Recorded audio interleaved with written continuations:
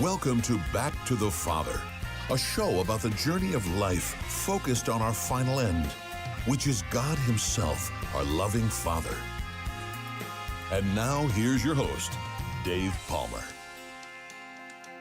Thank you so much for joining us on Back to the Father on a wild and crazy Friday afternoon. We're glad that you are with us, and the cool thing about not being on the radio and being rather on social media is that we can come on a little bit late as we did today, and we can also leave early if we need to. And so today may be a little bit shorter of a broadcast. And I got to admit, we just got off the air on a network radio program with one of our priest friends, Father James Yamuchi, talking about the Sacrament of Reconciliation. So we went immediately from that program into this one, and that's why we're a little bit late. But I see some of you are waiting for us, and you are there, and so we do appreciate very much you being a part of the program. You know, this is still a new year, and we're still trying to kind of figure out what Back to the Father is all about. It's a very unique program for the GRN, because I think it's the only one that we're doing within the GRN that doesn't air on the radio, but only on social media. And I think, you know, as time goes by, you'll see more programs like this, or maybe they start off in social media and maybe go to the radio. But this is a topic that I think a lot of people struggle with and find very difficult to grasp, and that is philosophy. And it's something that I have thought about a lot because I love philosophy, and I often say, as I did with Keith on the radio Tuesday, we're all philosophers, you know, whether we want to be or not. You know, the very fact that we're human beings means we have intellect, we have will, we reason. In fact, as I mentioned on Morning Joy on Tuesday, is that we are the only creatures that philosophize, okay? Angels don't need to because their minds work very differently. And all the other brute creatures like cows and cats and dogs and platypuses, they don't have the capacity to do it. So it's a great blessing to be able to think, to be able to reason, and that's why, you know, I've always enjoyed philosophy a lot. So if you want to join in the conversation, we're going to be talking about philosophy and the purpose of it. And I am going to also introduce you, after telling you how cool philosophy is, to the teachings of arguably one of the most complicated and challenging philosophers out there, okay? And I mentioned before that for Christmas, I purposely went out and got myself a couple of gifts, and I wanted to challenge myself. I wanted to read what is typically considered to be the hardest of the philosophers. And it also just happens to be that a couple of the hardest philosophers to read also are two of the most significant philosophers, okay? And the ones I have in mind are Immanuel Kant, who we have talked about in the past, and also Georg Hegel. Okay, and these guys were almost contemporaries. They lived within, you know, they overlapped a little bit, but they're both German, and they're both extremely influential, but also very, very hard to understand. And so I am going to present some of the basic teachings of Georg Hegel, and then I'm going to tell you why he's important. But probably the most important reason why Georg Hegel is important is because there's another philosopher that used to sit in a library in London and pore over Georg Hegel's works, and he was funded by a guy named Engels. And this philosopher that I'm talking about is Karl Marx. And Karl Marx was highly influenced by Georg Hegel. Okay, we are seeing and continue to see the impact of Marxism, communism, socialism in our country today. And you got to trace it back to philosophy. Okay, I mentioned before that if you want to look at the French Revolution, which was devastating and extremely important to Europe in the 18th century, you got to go back and see the philosophical roots of the French Revolution, primarily in the teachings of Jean-Jacques Rousseau and Voltaire, okay? And I would argue that as we look at any kind of societal change, if you look at things like the transgenderism that's going on today, the moral relativity, can always be traced back to philosophy. It can be traced back to these people who introduced ideas. They got accepted in academia, they were taught in universities, and they kind of filtered their way through the society. Okay, so if you think philosophy is kind of unimportant and not necessary, I would certainly disagree. But I'd ask you, just give it a fair shake, you know, and pay attention, and you'll learn something. And I also think that the more we think, the more we bend our mind, the more we think deep, I think it's good for us. I think it keeps our mind sharp. Okay, I have this theory that people can probably delay or not even ever get dementia if they can just keep their mind sharp. I mean, it's an absolute fact. Most people are doing crossword puzzles or Sudoku, and they do that because they're trying to keep their mind sharp, especially if they're in retirement. But I tell you what, you get yourself thinking about some deep philosophy or St. Thomas Aquinas or something like that, and I think it's very good for your mind, all right? And that's how I'm trying to keep my mind sharp. All right, so thanks so much for being here. Sissel is here, and she's reading the comments, and if anybody has any comments about the program today, you are very, very welcome to chime in, ask questions, make comments, and we appreciate it very much. I do want to say, I mentioned Keith Downey and the Morning Joy program. I am a regular contributor on Tuesdays, and the very next day, Sissel is contributing, and on a very, very different type of topic. Hers is kind of focused on the fruits of the Holy Spirit. Is that your general theme? Yeah, it's because the whole show is a lot about the Holy Spirit. Hi, everyone, by the way. And today, for that particular show, they really wanted, I guess, me to talk about, particularly for young adults, but in general, how to implement the fruits of the Holy Spirit into your daily life. It's just more like, how do we more engage in our faith in the day-to-day and all that we do. And the fruits of the Spirit are things like love, joy, peace, patience, kindness, goodness, faithfulness, gentleness, and self-control. And so those are all things we should be practicing. They're gifts that we've been given by the Holy Spirit, and we're not always great at actually activating those. So I'm not either, but I'm just going to come along with everyone and I like to tell funny stories and talk about what has worked and doesn't work, and just we can encourage each other. Because, Dave, Wednesday's hump day. You're kind of like, by that point. So the whole hope is that you can get a little bit of extra dose of vitamin, C as in Christ. All right. Very good.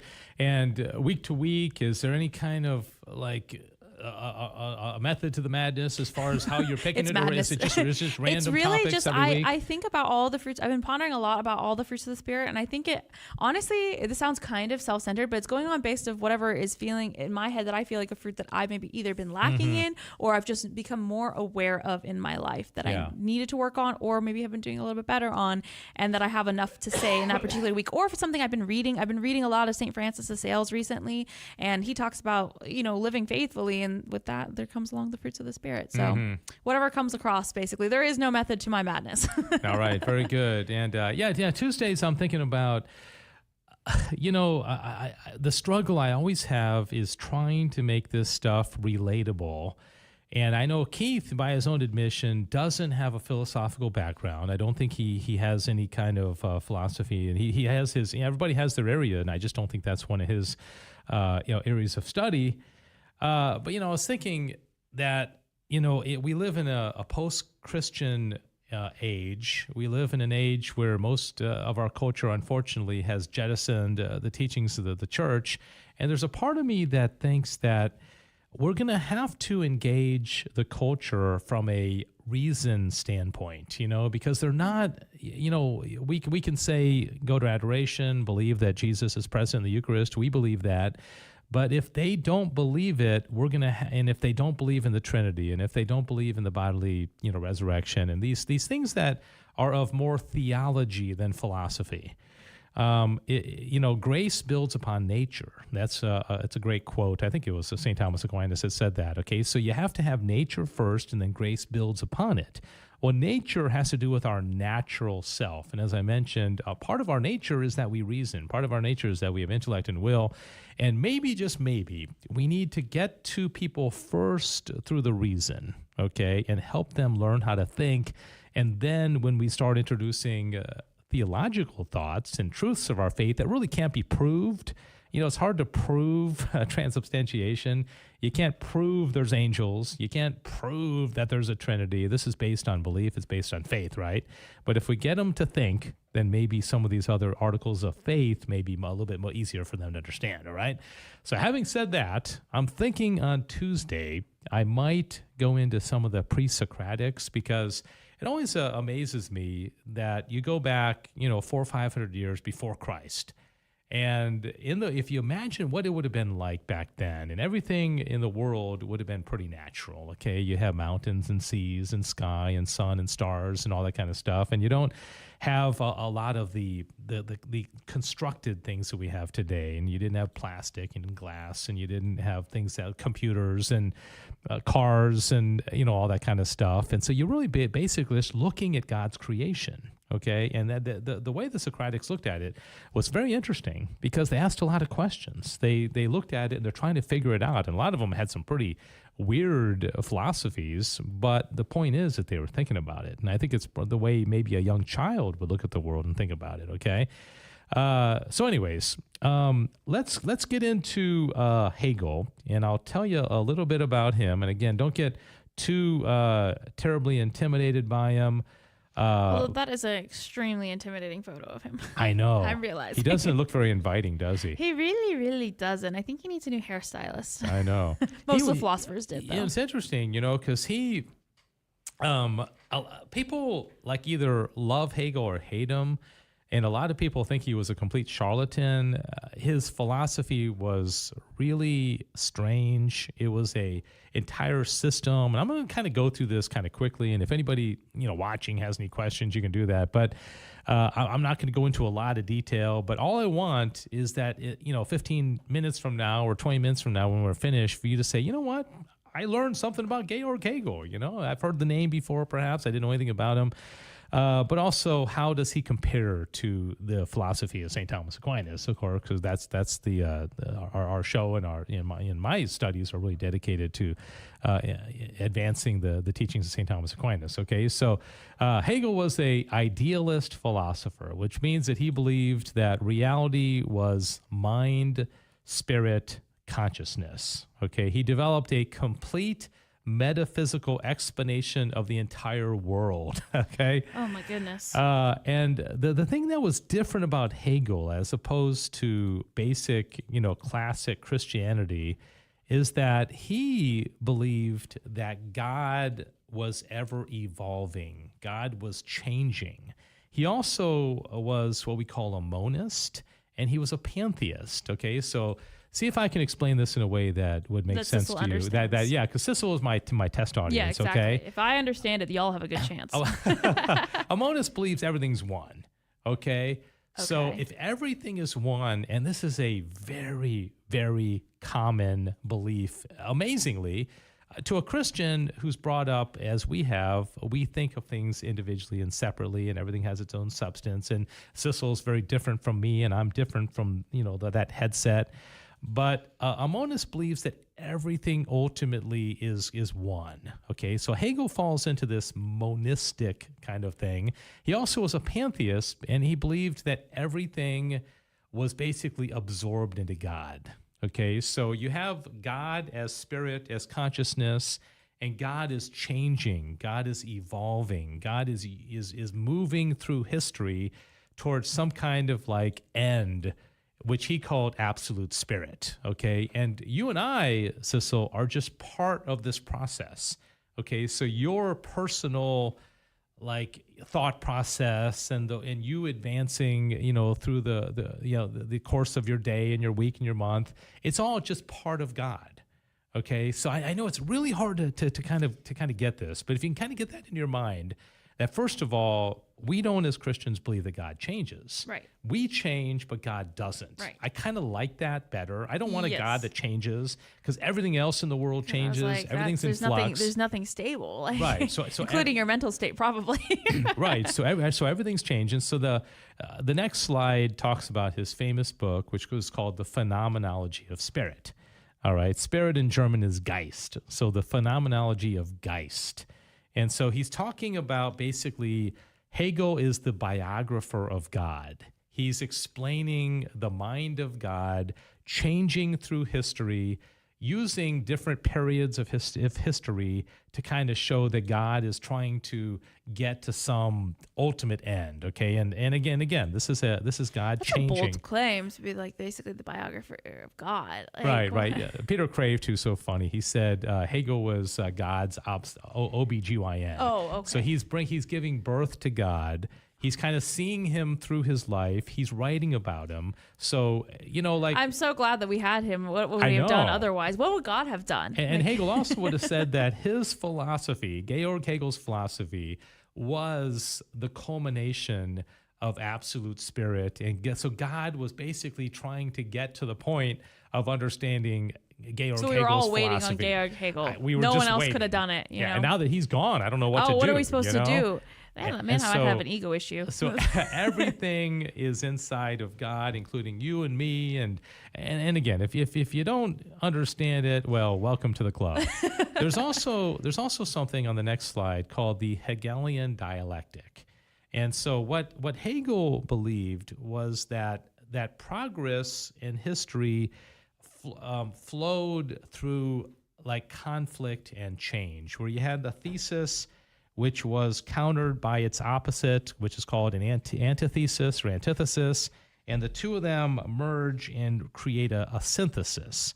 And then that synthesis has an antithesis, and they kind of like,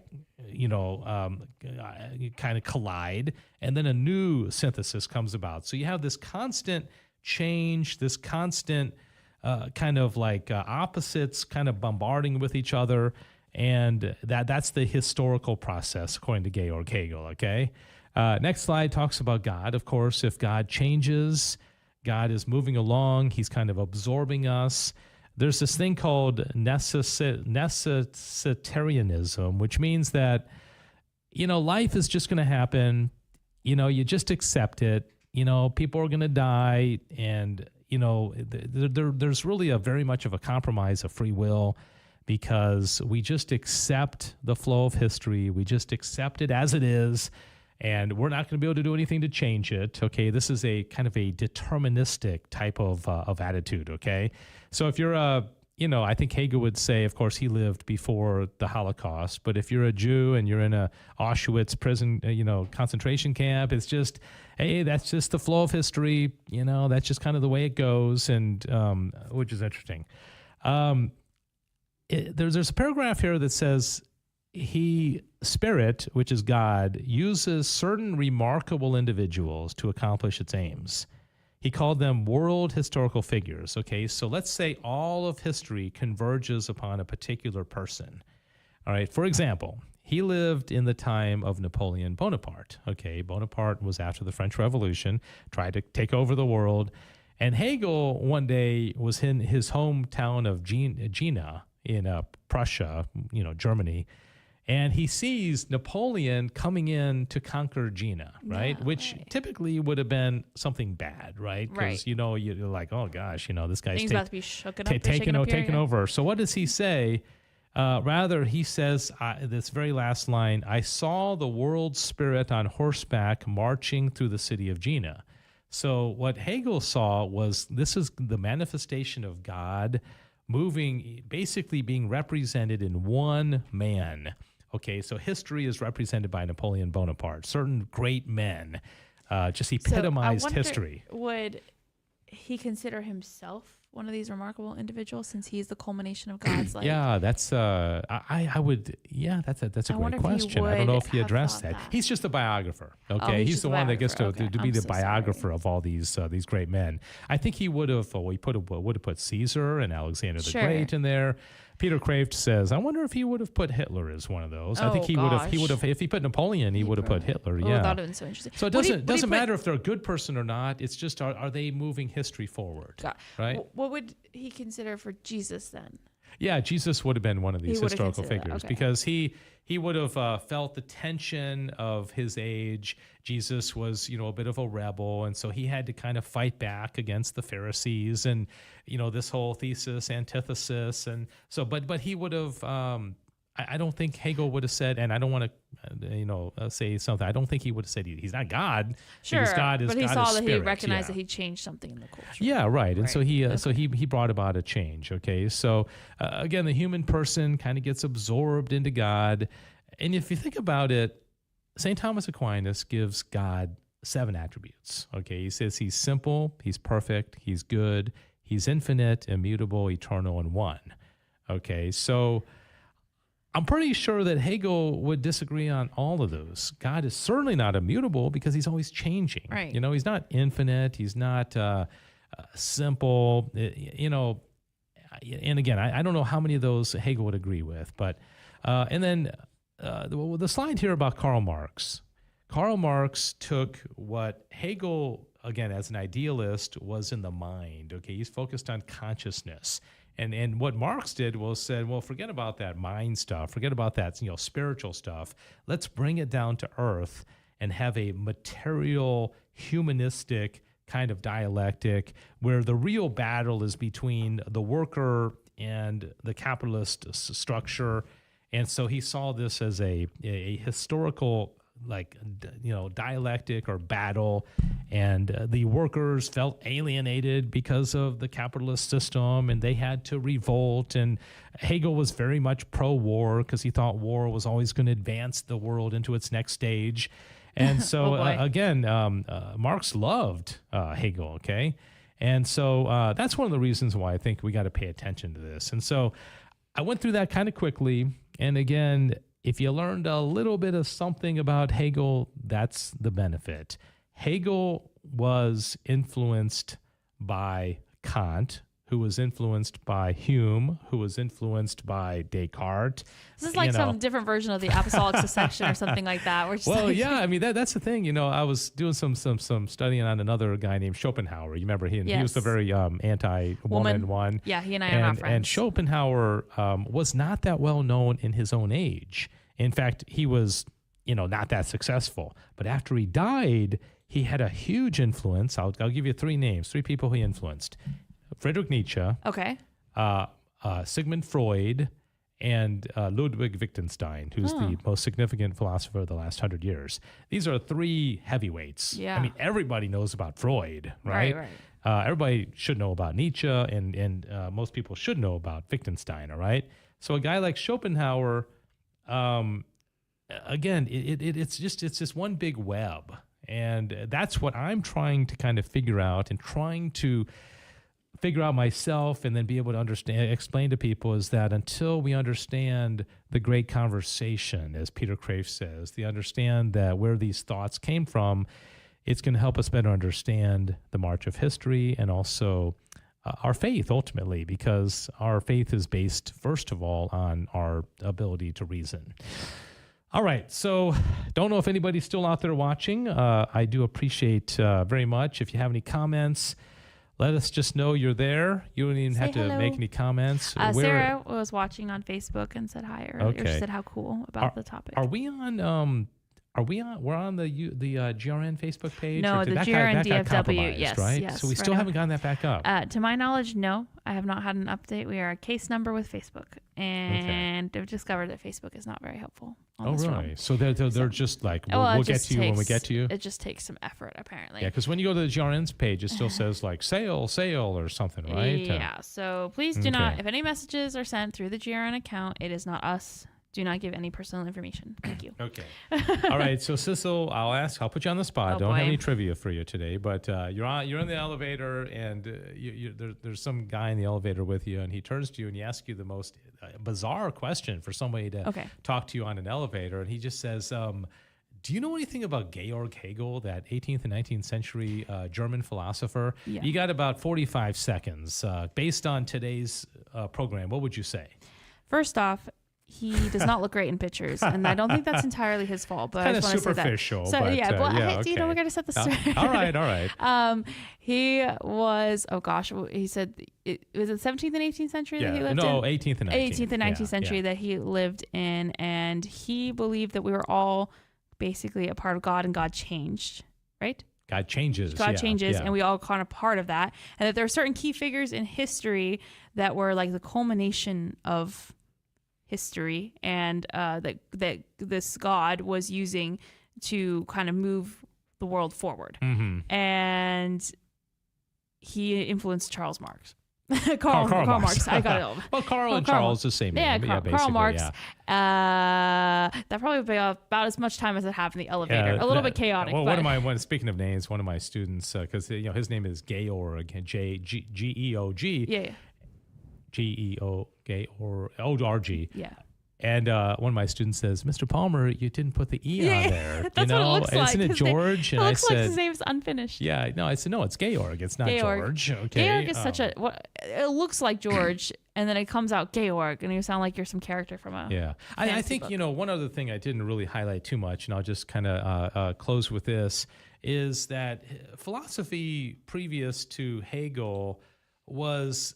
Like a guy like Aristotle is talking about our being able to come to know things, substances and abstraction of phantasms, and how do we know what we know? And then Descartes comes along and says the same thing. So, they weren't interested in history. Okay, so what Georg Hegel introduced was the philosophy of history, where it's kind of like the march of time.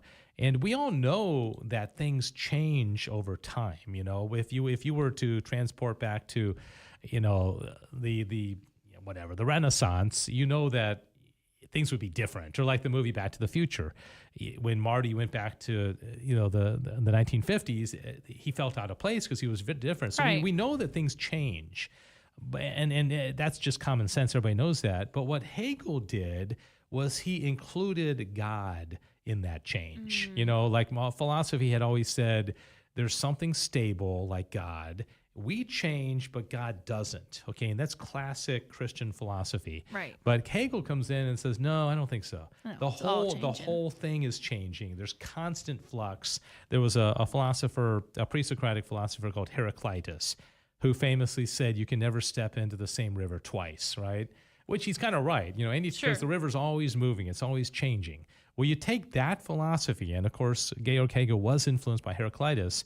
You take the fact that the river is never the same from moment to moment, and then you incorporate God and all of reality into like one big bundle, moving through time, changing, and trying to get to some ultimate, state of absolute spirit. That's Hegel. Okay, that's what he is. And again, I just do my best in explaining it. I'm sure there's some philosophy professor out there saying, but probably not as, but I feel like a lot of the philosophy professors, they're teaching to a crowd of people who are like, yes, philosophy, and are in that. And they're like, they signed up and are paying money for this class.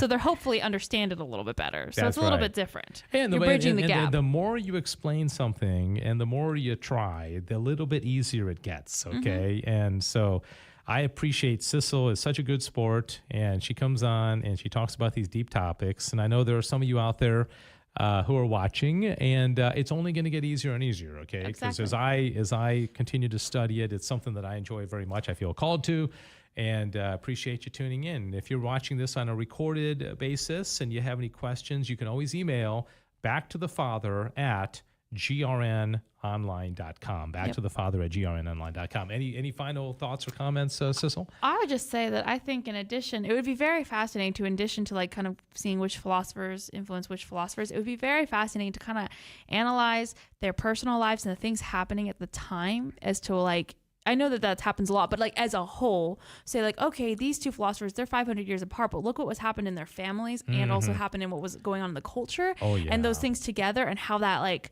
culminated into what they became to believe. Yeah. So fascinating. A great example. I think we are going to revisit Schopenhauer because I'm going to be teaching him for my class next week. Not that I like him, but cool. But Schopenhauer was German, as a lot of these guys these are. And he was born into a pretty wealthy family, and his dad wanted him to run the business. Okay, Schopenhauer didn't want to do that. Schopenhauer wanted to be a philosopher. Okay, so he basically said, "No, Dad, I don't think I want to do that." Well, I'm not saying it's exactly for that reason, but when Schopenhauer was 16 years old, his dad committed suicide. Okay. And clearly that's going to have a very, very big impact on a young man. I've told you many times that Friedrich Nietzsche's father died of cancer when Nietzsche was, I think, 6 years old. His dad was a Lutheran minister.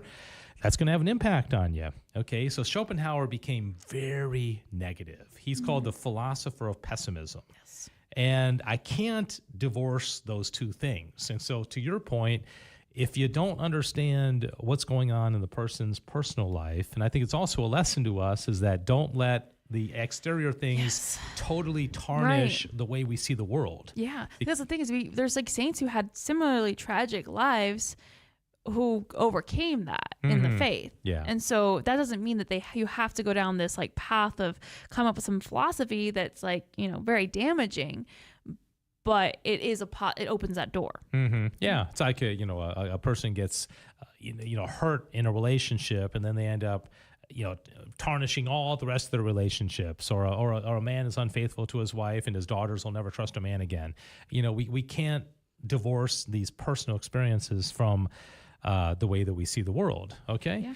All right. Well, thank you, Sissel, and thank you all for watching. I appreciate it very much. We do this every Friday at 1 o'clock Central Time, or thereabouts. Today we were a little bit later. Late. It's okay. Yeah, a little bit later. But, it's the great conversation. We're just talking about the great thinkers. We don't agree with them all, but they did have pretty significant contributions. But we always want to come back to classic Christian philosophy according to the mind of St. Thomas Aquinas, as was recommended by Pope Leo XIII in Aeterni Patris, a 1879 encyclical that has meant a lot to me. So we'll leave it at that. Thank you very much for tuning in to Back to the Father. If you have suggestions for topics, any questions, any comments, you can email us backtothefather@grnonline.com. God bless you. Have a great weekend.